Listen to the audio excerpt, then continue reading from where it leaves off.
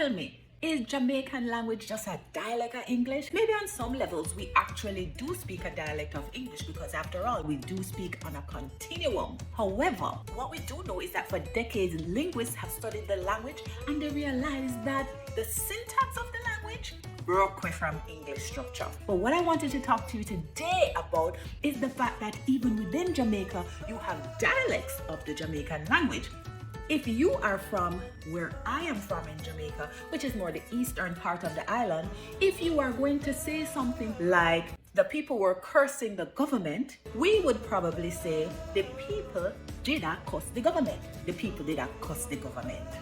But if you are from another part of the island, you may actually say the people when they cuss the government. The people when they cuss the government.